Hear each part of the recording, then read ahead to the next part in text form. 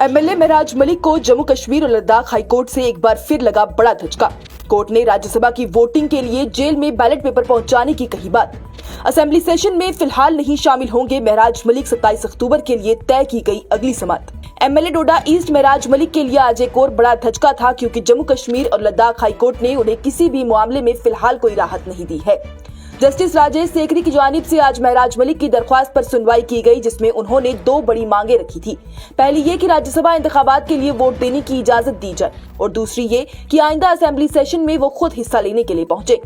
सुनवाई के दौरान महराज मलिक के वकील सीनियर एडवोकेट राहुल पंत के साथ साथ एडवोकेट शेख शकील अहमद, मुजफ्फर इकबाल खान, अब्बू सिंह सलाथिया, तारिक मुगल और मोहम्मद जुल्करनैन चौधरी की जानिब से कोर्ट के सामने ये अपील रखी गई कि मैटर बहुत अर्जेंट है, इसलिए आज ही फैसला लेना जरूरी है, क्योंकि राज्यसभा का इंतखाबात 24 अक्टूबर 2025 को होने जा रहा है। दूसरी तरफ सरकार की तरफ से सीनियर एडवोकेट सुनील सेठी और senior additional advocate general Monika Kohli हाजिर हुए थे। उन्होंने कोर्ट को बताया कि उन्होंने कल ही अपना रिप्लाई फाइल कर दिया है, लेकिन कोर्ट ने कहा कि वो अभी भी रिकॉर्ड पर नहीं आया।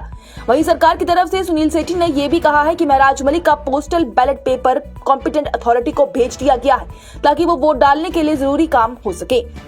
कोर्ट ने दोनों तरफ की बातें सुनने के बाद यह हुक्म दे दिया कि महराज मलिक को वोट डालने का पूरा हक दिया जाएगा और सरकार को ये यकीनी बनाना है कि उन्हें राज्यसभा इंतखाबात के लिए वोट डालने की इजाजत दी जाए, जैसे कानून में लिखा गया है।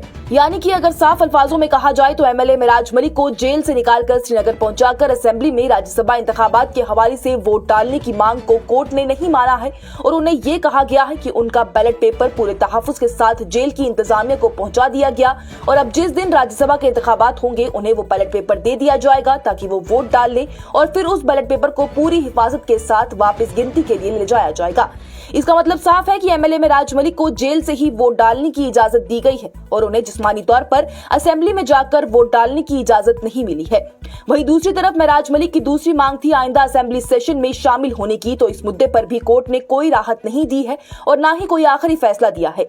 हाईकोर्ट का ये कहना है कि अब इस मामले को 27 अक्टूबर 2025 को दोबारा सुना जाएगा, क्योंकि ये कहा गया था कि सरकार की तरफ से फाइल किया गया जवाब अभी भी सामने नहीं आया है। तब महराज मलिक की असेंबली सेशन में हिस्सा लेने के मुद्दे पर 27 अक्टूबर को फैसला लिया जाएगा। पर वाज़ेह रहे कि जम्मू कश्मीर असेंबली का सेशन 23 अक्टूबर 2025 को शुरू हो रहा है। इसके बाद 24 और 25 अक्टूबर को छुट्टी रखी गई है, जबकि 26 अक्टूबर को इतवार है और वहीं 27 अक्टूबर पीर के रोज अब महराज मलिक की इस अर्जी को दोबारा सुना जाएगा और इस पर फैसला लिया जाएगा। असेंबली का सेशन 31 अक्टूबर को खत्म होगा, यानी अगर महराज मलिक को असेंबली सेशन में शामिल होने की इजाजत दी जाती है तो उनके पास 4 दिन है असेंबली में अपने हल्के की नुमाइंदगी करने के लिए। लेकिन फिलहाल के लिए आज एमएलए महराज मलिक को जम्मू कश्मीर और लद्दाख हाईकोर्ट से कोई भी राहत नहीं मिली है।